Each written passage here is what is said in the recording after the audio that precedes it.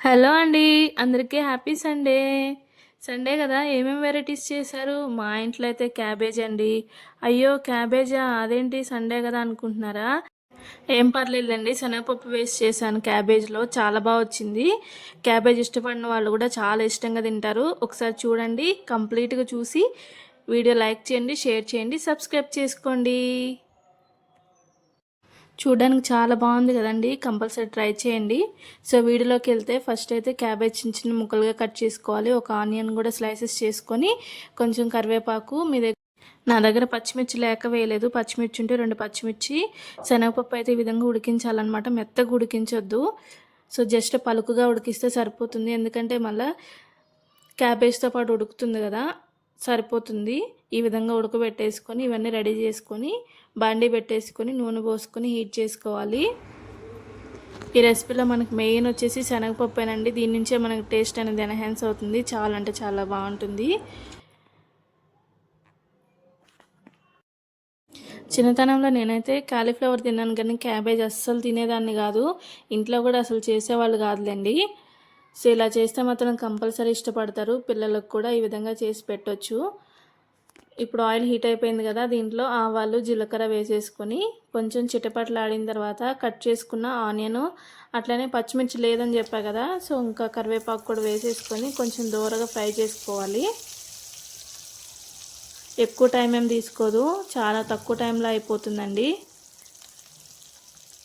Onion కొంచెం fry అయిన తర్వాత దీంట్లో కొంచెం పసుపు వేసుకోవాలి. పసుపు వేస్తే కొంచెం ముక్కలు అనేది తొందరగా మగ్గుతాయి అన్నమాట. పసుపు కానీ లేకపోతే కొంచెం సాల్ట్ వేసినా కూడా తొందరగా మగ్గుతాయి.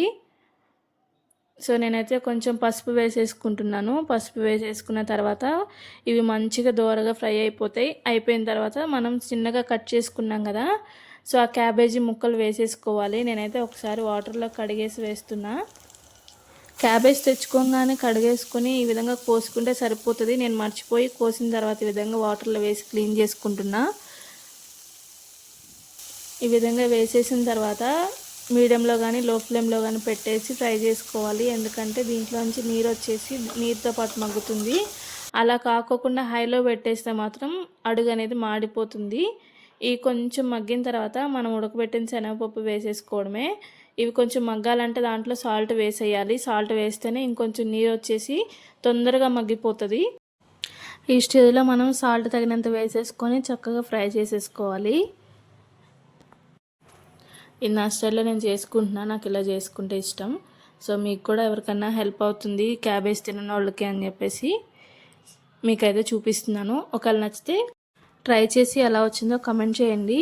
సో ఆల్మోస్ట్ కుక్ అయిపోయింది. ఇప్పుడు ఈ స్టేజ్లో మనం ఉడికించిన శనగపప్పు వేసేసుకొని కలిపేసుకోవడమే. శనగపప్పు మనం కారం వేసే ముందు మాత్రం వేసుకోవాలి.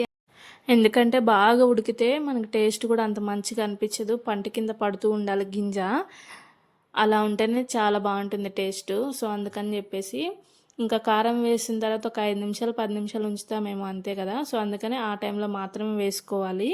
చూడండి ఎంత చక్కగా మగ్గిపోయిందో. దీంట్లో ఇప్పుడైతే మన రుచికి తగినంత కారం వేసుకోవాలి.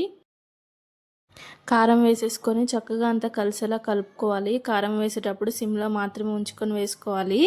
ఎందుకంటే కారం అనేది మాడిపోతుంది, లేకపోతే కారం స్మెల్ వస్తుంది. కానీ కూరలో అయితే మనకు ఆ కారం టేస్ట్ కూడా సరిగా అనిపించదు. అందుకని సిమ్లో ఉన్నప్పుడే కారం వేసుకొని 5 నుంచి 10 నిమిషాలు ఉంచేసి స్టవ్ ఆఫ్ చేసేసుకోవడమే.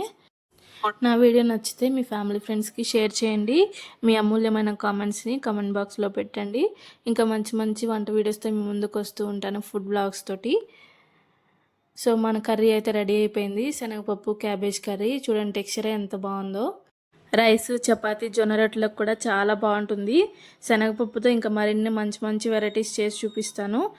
మన ఛానల్ని అయితే సబ్స్క్రైబ్ చేసుకొని సపోర్ట్ చేయండి. మీ కంటిన్యూస్ సపోర్ట్ చేయడం వల్ల నాకు చాలా ఎంకరేజ్గా అనిపిస్తుంది. ఇంకా మంచి మంచి వీడియోస్ తీయడానికి కూడా హెల్ప్ అవుతుంది.